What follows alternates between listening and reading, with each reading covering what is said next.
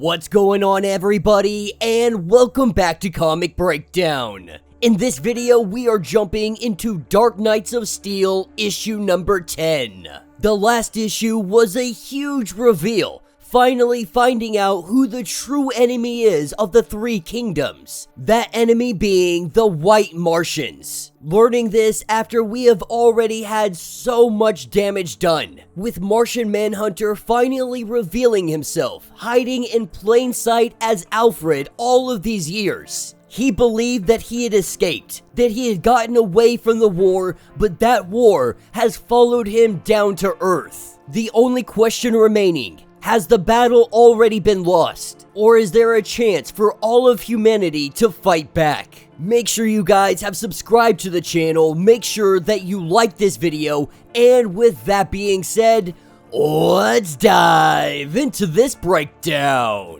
Alright gang, so as we jump into issue number 10, we have had 3 monarchs fall. We have 3 angry and grieving armies. A battlefield full of dead soldiers, dead friends, and all of them realize at the same time that they have been deceived, that they have waged war for all the wrong reasons. And in this moment, all of that anger is being channeled towards one man. That is Martian Manhunter. Diana is the first to pick up a sword and get ready to put Martian Manhunter down. But Bruce steps in the way. He tells her to hold. But Diana, in her anger, she is telling him to get out of the way so she can do what she is going to do. That is where we see Batman's dragon come in and let Diana know that the Batman asked you to hold. With Kal-El coming up, he gives her the lasso of truth, telling her not to worry about where I found it, but to use it for its purpose. Tying the rope around Martian Manhunter, we learn that he is not lying,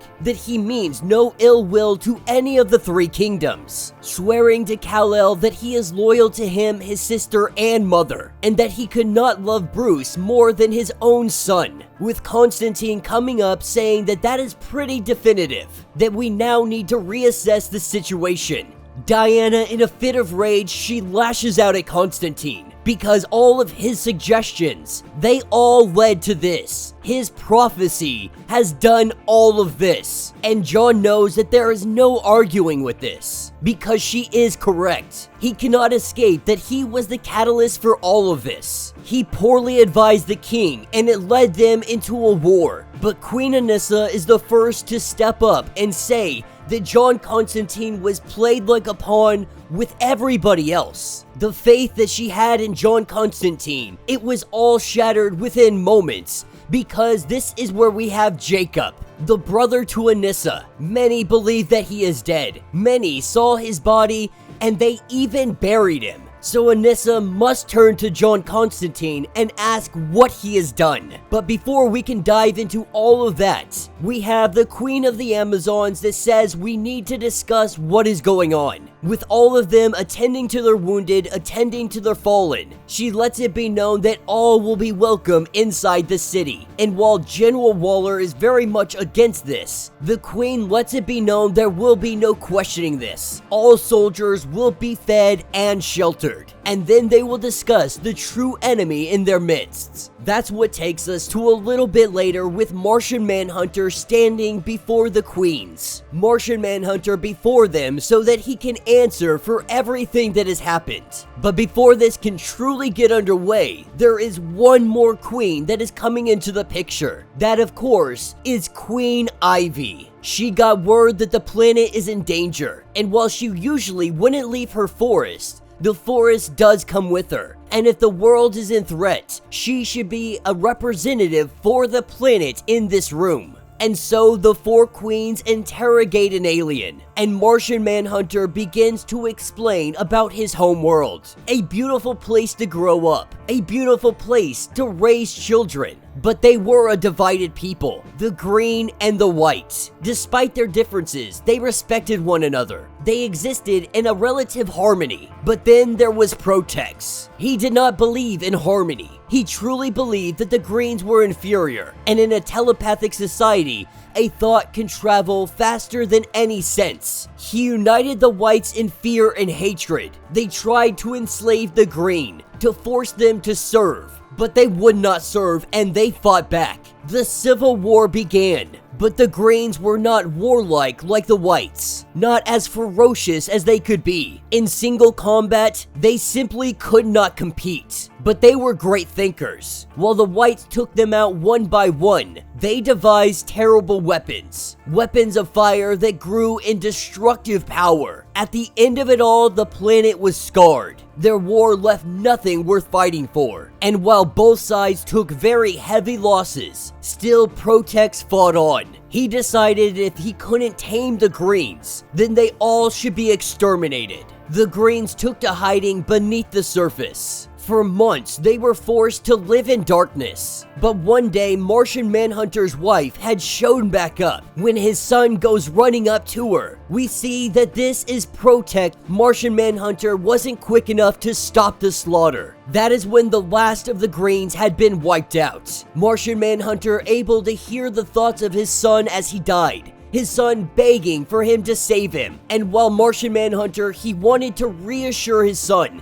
He wanted to lie. He wanted to tell him that he could go outside and play. The truth is, there was nothing that he could do. He buried his son in the dust of a former paradise. He abandoned his once lush home, now turned into a red desert, and he came to Earth. There were only few people that actually knew who he was. The Waynes were one of them, but the king and queen had asked him to keep it a secret. There was a prophecy about aliens taking over the world that included references to a green man. Afraid that this would cause people to go into a panic, Martian Manhunter stayed in hiding all of these years. But now they are curious on the odds that they face against, saying that the war was devastating. He would suggest that there are fewer than 20 white ones remaining. But Protex is one of them. If he is behind this, he is here to take your world. He is here to enslave your people. He even tried to engineer a war that would remove any power that is capable of stopping him.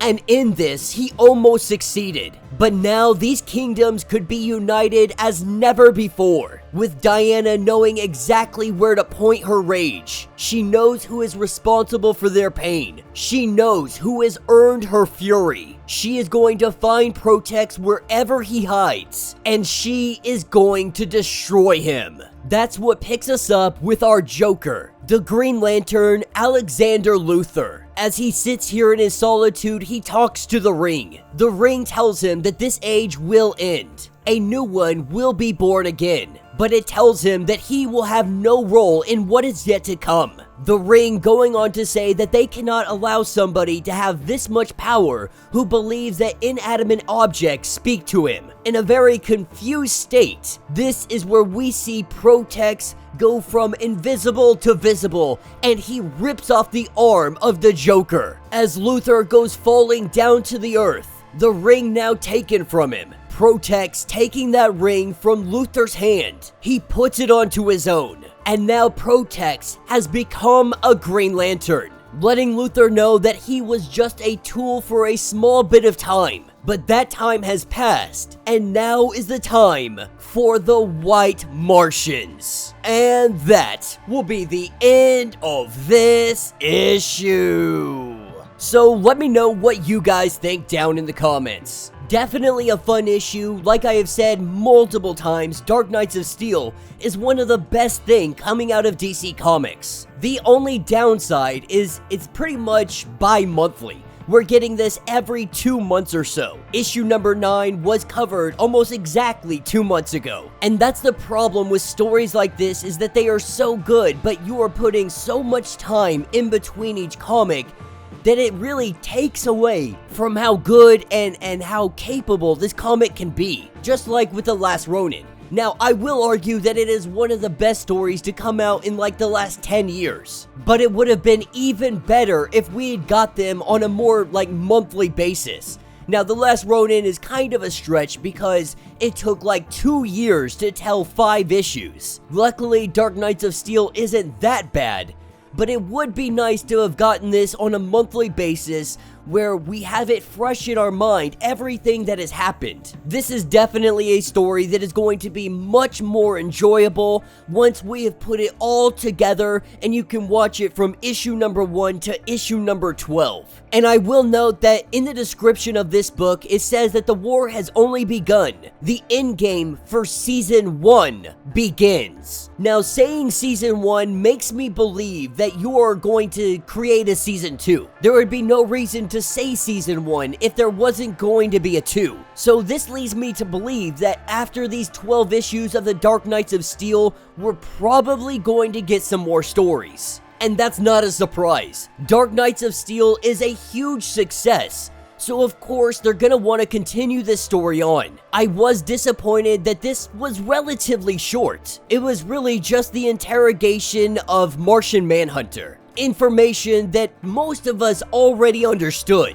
But seeing Luthor taken out in such a manner, I feel like he may play a role in something that comes next, because we never saw his death. We never saw his body lifeless. And if we know anything about comics, if there is no body, there is no technical death. So there is always a possibility that Luthor is going to return in some manner, and he is going to fight against the dying light. Let me know your thoughts, let me know your theories. If you would like to get completely caught up on everything going on with this series, be sure to check out the link in my description as well as the top of this video. It will get you completely caught up on everything going on with this series. If you would like to support the channel, you can always do so by joining the channel membership.